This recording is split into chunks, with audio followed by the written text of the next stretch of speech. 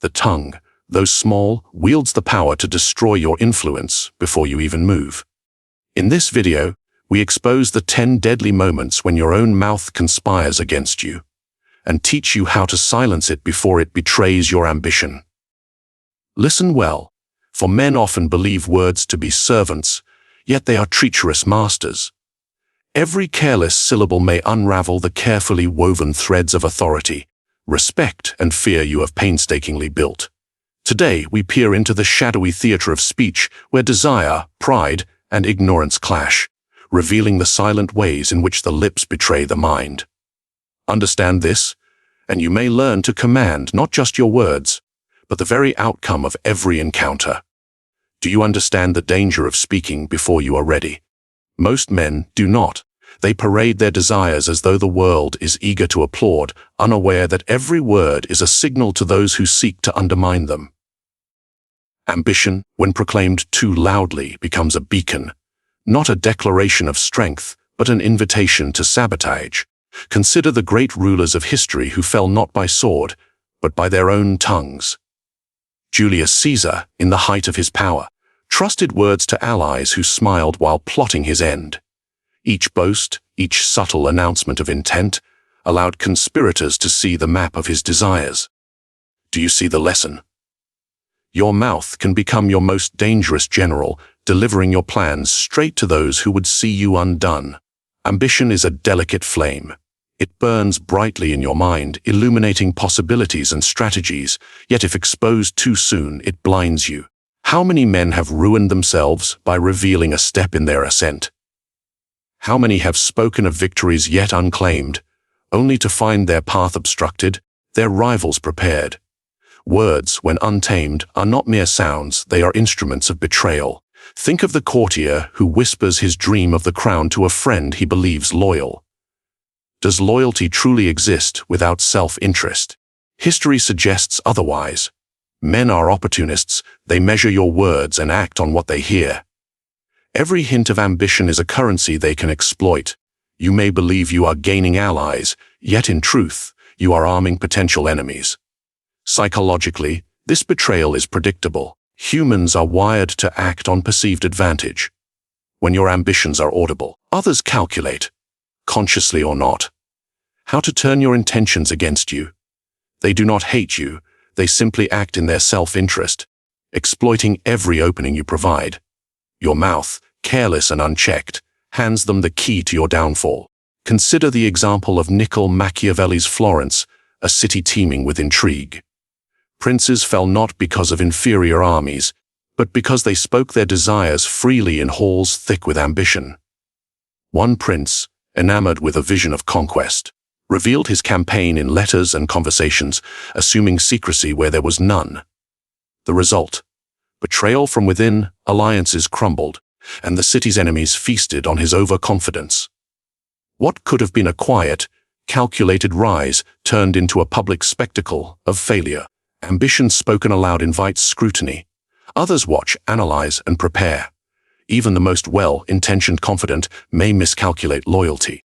Can you truly know the heart of another when your words provide the blueprint for your strategy? History teaches that you cannot. The prudent ruler, or the wise individual, understands that silence is a shield. You conceal the trajectory of your ascent not from fear of being judged, but from fear of being used. Now, reflect on your own life. How often have you spoken of your goals, assuming enthusiasm equals support? How often has that same openness returned as envy, rivalry, or obstruction? Even in ordinary circles, ambition must be measured, cloaked in subtlety. Speak of achievements only when they are secured, and even then, do not gift your rivals the taste of your future victories. Let them wonder. Let them speculate. Let them underestimate you. There is also a psychological advantage in restraint. By controlling the narrative of your own ambition, you manipulate perception. Others see a mind at work, deliberate and composed, rather than a mouth rushing to expose its designs. Power grows in shadows. Control is exercised quietly, while the world believes you are harmless or indifferent. Do not underestimate the intoxicating effect of mystery. Men fear what they cannot grasp, and in that fear lies authority. So, ask yourself, will you betray your ambitions with careless speech, or will you master the art of silence? Will you hand your intentions to others, or will you protect them until the moment of advantage is undeniable? Every word is a choice, every sentence a possible misstep. The path to power is narrow, and your mouth is a bridge that can crumble beneath your own feet. And yet, the mouth is only the beginning. What about the moments when even silence is dangerous, when hesitation itself betrays you? How do you speak, or choose not to speak, when every action is observed, calculated, and weighed by those who desire to see you fall? The answer is more subtle than you imagine. Have you ever spoken in anger and immediately regretted it? Or confessed too much love, only to see it twisted against you? Emotions are not merely private experiences. They are weapons, and when unbridled, they strike their own master. The lips, governed by the heart, are treacherous servants. They can betray you in a single syllable, revealing weakness to those who study it like prey in the wild. Consider King Louis's XV of France. When faced with revolution, his words were laden with fear and uncertainty. He pleaded, he promised, he sought to appease. But every utterance only emboldened those who sensed hesitation. The voice of a ruler should carry the weight of inevitability, yet his trembled with the tremors of emotion. Do you see the principle? The mouth cannot be trusted when the heart commands it. Anger, fear, or desire is a poison that seeps into words, and history shows that such exposure can be fatal. Anger is perhaps the most dangerous. Have you noticed how quickly a heated statement spreads, ignites, and returns to scorch the speaker? When Marcus Licinius Crassus underestimated the Parthians, he let his rage dictate his orders. Decisions made in fury lack foresight. The army faltered, the strategy collapsed, and the enemy exploited his emotional lapse. Anger transforms words into missiles aimed not at the enemy, but at your own position, undermining respect, fear, and authority. Fear is subtler yet equally deadly. It creeps into speech as hesitation, stammer, or overcompensation. A fearful man speaks too much or too little, each choice revealing a mind unmastered. Psychologically, humans are adept at detecting insecurity. The eyes scan the voice for cracks. Even a ruler surrounded by loyal generals can be undone when fear infiltrates his counsel. Silence is safer than words fueled by panic. Better to say nothing than to reveal trembling doubt in syllables that others will exploit. Desire and affection, though seemingly benign, are also treacherous. Have you ever watched a lover confess too soon, exposing vulnerability that rivals then exploit? Cleopatra, in her famed alliances with Caesar and Antony, understood the calculus of attraction as a form of power, but even she masked intention. Love, if unguarded, invites manipulation. The mouth, in moments of affection, can become a herald of weakness. Desire spoken aloud is not intimacy, it is information for your competitors. Observe the psychological patterns at work. Emotions hijack reasoning. Cognitive control weakens, and the tongue, which is normally a tool of strategy, becomes an agent of chaos. Others sense the shift instantly. They do not need to hear every word, they perceive tension, urgency, or longing and convert it into leverage. Do you think they will ignore it? Never. Those attuned to power exploit the faintest tremor. Your words, colored by emotion, map your internal state for others to navigate and possibly destroy. History is littered with such lessons. Richard III, so skilled in deception, fell partially because his grief and paranoia betrayed him to those who once feared him. Emotional exposure does not merely weaken influence, it invites calculated opposition. Consider it every moment you allow anger, fear, or affection to dictate speech, you provide a blueprint to those who would undermine you. Can any position of power survive such vulnerability? Only rarely, and only when one has mastered concealment. Mastery over emotion in speech is not cruelty, it is strategy. It is the deliberate choice to suppress a reaction, to weigh every syllable, to speak with intent rather than impulse. Silence often communicates more power than words. Controlled speech projects authority, mystery, and invulnerability. By contrast, emotional speech signals surrender. Ask yourself, do you wish to command respect or invite manipulation? Do you wish to be feared, admired, or merely watched as you falter. And yet, the challenge is relentless. The human heart is not easily subdued. Even the most disciplined minds feel the surge of passion, the prick of fear, the burn of desire. The key is recognition, awareness of the poison before it enters your lips, before it transforms your words into instruments of betrayal. So, how will you wield the power of your mouth? Will you let emotion dictate your fate, or will you master the art of control? The next insight will reveal an even more subtle danger, the truth itself, and why even honesty can serve as a weapon against you. Do you believe that truth is always your ally? Think carefully. History teaches otherwise. Truth, when spoken without discretion, becomes a blade that cuts not your enemy, but yourself. Every syllable you pronounce carries weight, and honesty, though virtuous in the eyes of the knave, can reveal the architecture of your mind, your intentions, and the weaknesses you dare not expose. Consider Abraham Lincoln, a man famed for his candor. Yet even he navigated the dangerous waters of war with careful discretion. Full disclosure could have jeopardized strategies, emboldened opponents, and sowed chaos among allies. Truth, like fire, can warm, but it can also consume. Do you grasp the danger? Speaking everything you know, everything you intend, everything you feel is not wisdom. It is invitation. An invitation to those waiting for missteps, for opportunities to exploit your forthrightness. The psychological principle is simple, yet brutally effective. Humans act on information. When you disclose your plans, you are providing a map to those who would benefit from your failure. Every declaration of intent is a gift to cunning observers. Did you think honesty alone shields you from deception? Far from it. It often accelerates your downfall. The more truthful you are without strategy, the faster others can anticipate, counter, and subvert your actions. Think of the Roman Empire. Cicero, a man of unrivaled eloquence and moral standing, often revealed truths that were strategically unwise. His words, intended to guide and warn, instead illuminated his vulnerabilities to both friend and foe. The Senate, the people, even rival generals could sense the pattern of his convictions. And when those truths became weapons in others' hands, his position faltered, his influence waned, and his life ended violently. Can you see the lesson? Truth in the wrong context is not a virtue, it is a liability. Even modern psychology confirms this peril. Humans are pattern seekers. Every truthful revelation you make is data. Others unconsciously catalog your tendencies, predicting your next move. Have you ever noticed how someone who appears entirely candid seems oddly predictable? It is because your own mouth has betrayed your mind, turning honesty into transparency where secrecy would have served you better. Yet, there is a subtle artistry to speaking the truth strategically.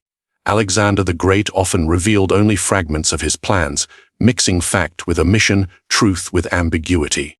His adversaries never knew his full intent until it was executed. By controlling what was revealed, he turned truth into a weapon rather than a liability. This is the difference between the knave and the master. The one speaks truth because it is comfortable, the other because it is advantageous. Now, reflect on your own communications. How often have you shared too much, thinking honesty itself commands respect? And how often has that respect been a prelude to manipulation, exploitation, or subtle sabotage? Truth is seductive. It feels morally superior. It makes you appear noble. But the world does not reward nobility. It rewards those who navigate information as a currency, wielding knowledge for advantage, silence for control. There is also an emotional peril. When you speak the full truth, you often bind yourself. Your words can become chains, holding you accountable even when circumstances change. A misjudged statement can haunt you indefinitely. Power does not forgive naivety. Every word must be chosen with precision, every disclosure weighed for consequence. To speak without consideration is to hand others the tools to dismantle your authority piece by piece. And yet, absolute deception is neither required nor wise. The key lies in mastery, knowing when to reveal, when to conceal, and when to disguise truth as ambiguity. This is the skill of the strategist, the ruler, the manipulator of men. You cannot control all outcomes, But you can control the flow of information, your most subtle and potent weapon. So ask yourself, will truth serve you, or will it betray you? Will you become transparent, predictable, and vulnerable, or will you learn to craft your words as instruments of strategy, masking intent and shaping perception to your advantage? The next danger waits silently in the shadows, the seductive trap of flattery and agreement, and how your own mouth can be enlisted in schemes of manipulation even when you believe you are being virtuous. Do you believe praise is harmless? Think again. Flattery is a tool sharper than any blade, a weapon cloaked in silk and sweetness. Spoken carelessly, it can manipulate perception, mask danger, and turn allies into instruments of your own undoing. And yet, spoken unwisely, even the most innocent compliment can betray your position, revealing desires and insecurities you did not intend to expose. Consider the courts of Renaissance Europe. Nobles whispered flattering words to kings, each syllable measured, each compliment a calculated move. But did they not also deceive themselves? Many courtiers who lavished praise to curry favor became pawns of the very rulers they sought to charm. The king smiles, the court applauds, yet behind the smiles lie knives, and every word of flattery is a potential chain that binds the speaker to unseen obligations. Can you feel the weight of this? Words designed to elevate can in equal measure ensnare. Flattery preys on desire. Humans crave recognition, even the most disciplined among us. It is a psychological truth. The ear is greedy for affirmation, and the mind is vulnerable to suggestion. When someone praises you excessively, do you question their intent, or do you bask in the glow of approval? Rarely does praise arrive without purpose. Every compliment carries a seed of influence, and if you are not vigilant, your reactions, smiles, nod, agreements, become instruments for others to guide your decisions. Look to the annals of history. Napoleon Bonaparte, though a master strategist, surrounded himself with men who flattered his ambition. At first, their words strengthened him, reinforcing his confidence. But confidence untempered by critical insight became arrogance. His over-reliance on flattery left him blind to dissent and betrayal, creating vulnerabilities that rivals exploited ruthlessly. Flattery, even when intended to please, can distort judgment and cloud perception. Ask yourself, how often have you been blinded by praise, only to discover the hidden motives beneath? And what of yourself? When you flatter, do you flatter strategically, or do you allow words to flow from impulse, masking need or desire? A careless compliment exposes your mind, your preferences, your insecurities, your ambitions. Every syllable of flattery reveals what you value, and the wise observer will catalogue this knowledge, turning your own words against you. Flattery is a dance. One misstep, and you reveal more than you intended. Psychologically, the danger is subtle. Humans respond unconsciously to praise. Authority is often amplified not through commands, but through the perception of approval. Flattery can create dependency, loyalty, and influence, but also resentment, suspicion, and manipulation. When you engage in flattery, are you the puppeteer, or merely a pawn? The distinction lies in awareness and calculation. Do you control the flow, or do the words control you? Consider Cleopatra and her court. She wielded flattery as both shield and weapon. Courtiers who praised her too overtly were simultaneously observed, tested, and used. She knew the mind that receives flattery eagerly is also the mind most easily guided. Praise can be a tool to build loyalty, but it can also be a mirror revealing the ambitions of those who speak it. Every compliment is a negotiation of power, every sentence a test of allegiance. So reflect, is your ear discerning, or is it susceptible? Is your tongue a sword or a snare? To speak without understanding the psychology of flattery is to surrender control. To receive it without awareness is to offer the map of your weaknesses. Your mouth, whether in giving or receiving praise, is a battlefield, and the unprepared are the first casualties. The lesson is chilling yet simple. Flattery is never innocent. It is a currency, a weapon, a mirror, and a mask. Those who master its currents use it to manipulate, influence, and dominate. Those who fall prey to it betray themselves without realizing. Every word of praise, given or received, carries consequence. And yet, flattery is only the surface. Beneath it lies a more insidious force, the subtle power of silence, the art of withholding, and the calculated revelation of desire. The next danger waits in quiet observation, and it will test whether your mouth remains your servant or becomes your undoing. Have you ever spoken so much that your authority began to erode, even without opposition? Loquacity, the endless chatter of the mouth, is often mistaken for confidence, warmth, or intellect. But in truth, it is a burden, a liability that few recognize until it is too late. The more you speak, the more openings you create, the more ammunition you supply to those waiting to exploit your words. Consider the councils of Renaissance Italy. Leaders who commanded armies and courts alike often fell not to swords, but to excessive speech.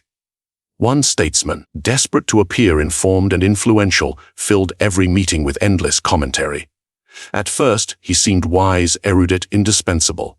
Yet soon, allies and rivals alike grew wary, scrutinizing his every word, dissecting his intentions, and discovering contradictions that eroded trust. His mouth had become a sieve, leaking insight, ambition, and vulnerability. Do you see the trap? To speak without restraint is to lay bare the architecture of your mind. History offers countless examples.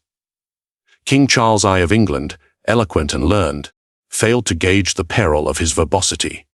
In trying to justify his authority, he delivered lengthy speeches that revealed both pride and insecurity. Parliament listened, catalogued every nuance, and plotted accordingly. Words intended to solidify power instead painted a map of weakness. Can you imagine the impact of a single careless phrase? Every sentence, every justification, is a potential chink in your armor if spoken without strategy. Psychologically, excessive speech signals uncertainty.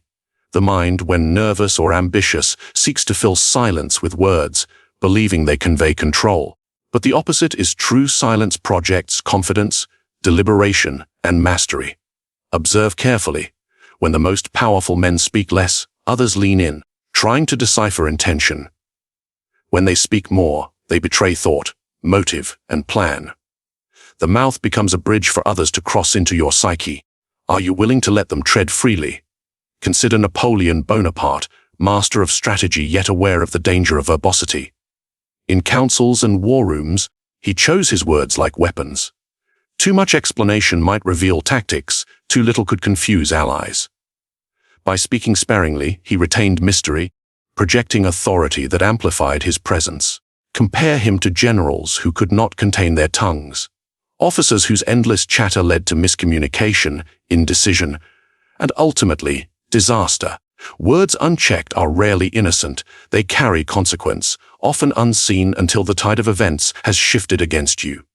Even in ordinary circles, loquacity has consequences.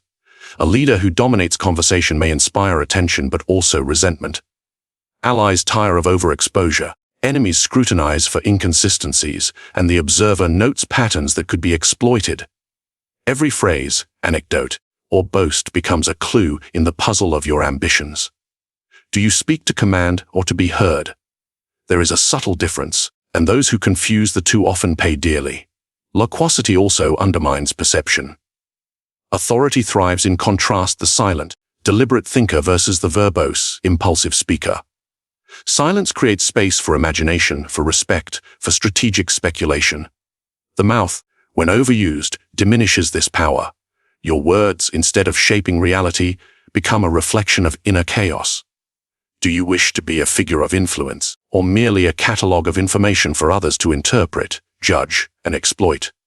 Yet the solution is not total muteness. Speech must be precise, intentional, and strategic. Words should serve objectives, conceal intentions, and guide perception. They should build authority, not erode it. Like the edge of a blade, a word spoken correctly can cut decisively. Spoken without care, it rebounds against its wielder. So ask yourself, how often do you speak to control, and how often to be heard? Will your mouth serve as your instrument of power, or the source of your vulnerability? Every conversation is a battlefield, every sentence a tactical decision. Master loquacity, and you command not only speech, but the perception of authority itself. Fail, and your own tongue becomes the agent of your undoing.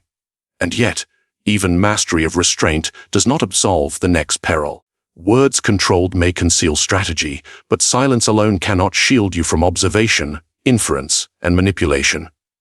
There lies the next danger, subtle, invisible, yet far more potent than speech, the art of ambiguity, where what is unsaid may speak louder than anything your mouth could ever betray. Do you believe clarity is always strength? Think again. There is power in obscurity, authority in mystery, and influence in what is left unsaid.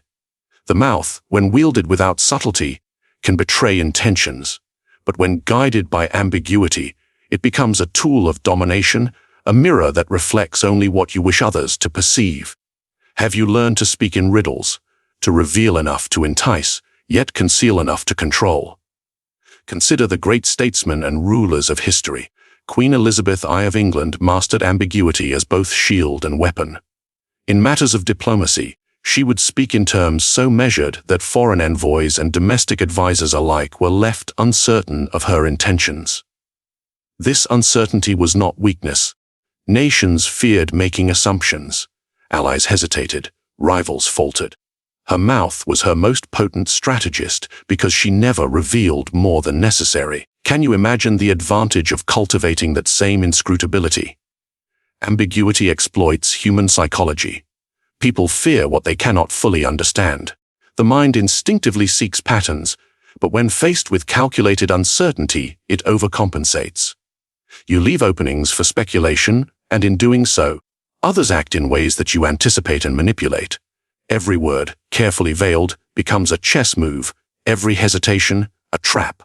Do you see how deception is not merely lies, but the strategic withholding of truth? Ambiguity is the art of controlling thought without overt force. Napoleon Bonaparte understood this well. In correspondence, in councils, and even in casual conversation, he often revealed partial truths, enough to mislead, enough to entice, but never enough to expose full strategy. His generals, subordinates, and even adversaries were left interpreting intentions, second-guessing, and overcompensating. By masking his plans, he forced others to act on perception rather than knowledge. The result was control, power, and repeated advantage. When your mouth is veiled in ambiguity, you speak without committing, and in that space, influence thrives. Yet ambiguity requires subtle mastery. Too little, and you are transparent, predictable, vulnerable. Too much, and you appear evasive, untrustworthy, or indecisive. The key is balance, enough clarity to inspire confidence, enough obscurity to retain advantage. Historical figures understood this intuitively. Machiavelli himself advised rulers to appear virtuous while acting decisively. And this principle extends to speech. Your words must appear forthright, yet conceal far more than they reveal. Are you capable of such precision? There is also a psychological dimension. When people cannot decipher your intentions, they project their fears, ambitions, and assumptions onto you. You control not only the narrative, but the perception of those around you. Ambiguity amplifies influence because others act according to their interpretations, which you have subtly guided. Observe the behavior of those who misinterpret you. They unknowingly execute your strategy. Every question they ask, every doubt they voice, every plan they adjust. These are tools, and you have placed them there through calculated restraint of speech. Even in ordinary affairs, ambiguity is formidable. A business leader, a politician, or a social influencer who speaks with measured vagueness exerts subtle dominance. They are not bound by the literal content of their words, but by the weight those words carry in the minds of others. People fill the gaps, assume intent, and act accordingly, while the speaker remains free, unbound, unexposed. Can you imagine the advantage of cultivating such control in every interaction? And yet, ambiguity is not merely defensive, it is offensive. By masking intentions, you can manipulate rivals, guide allies, and orchestrate outcomes without revealing your hand. Your mouth becomes an instrument of subtle coercion. Others reveal themselves while you remain unmarked. They speak their truth, act on perception, and fall into the very traps you have constructed through silence and selective disclosure. Every conversation becomes a stage, and you alone direct the drama. So reflect, do you speak to reveal or to control? Do your words build authority, or do they unravel it? The mask of ambiguity is not deception, it is mastery. It is the understanding that power resides not in what is said, but in what is left for others to discover, misinterpret, and respond to. And yet, even mastery of ambiguity cannot protect against the most subtle betrayal. The unguarded thought, the unmeasured glance, the instinctive slip that reveals more than words ever could. The next insight waits in the shadows, the hidden betrayals of body, of tone, of presence, where even silence becomes perilous. Power is not won through force alone. It is claimed in silence, in ambiguity, in the careful calibration of words and the concealment of intent. Every conversation is a battlefield. Every compliment, hesitation, or revelation carries consequence. Do you control your mouth, or does it control you? Do you wield influence, or do others wield it against you? The wise understand that the greatest victories are invisible. They are achieved without notice, without conflict, and often without gratitude. To speak less, to reveal only what is necessary, to cloak ambition in shadow, this is mastery. To observe, to calculate, to guide perception without detection. This is strategy. Now, the question remains, are you content to be predictable, transparent, and vulnerable? Or will you learn to move unseen, to command without revealing, to conquer without resistance? Share your thoughts in the comments. Subscribe for more Machiavellian strategies. And share this video with those who would dare to learn the subtle art of power.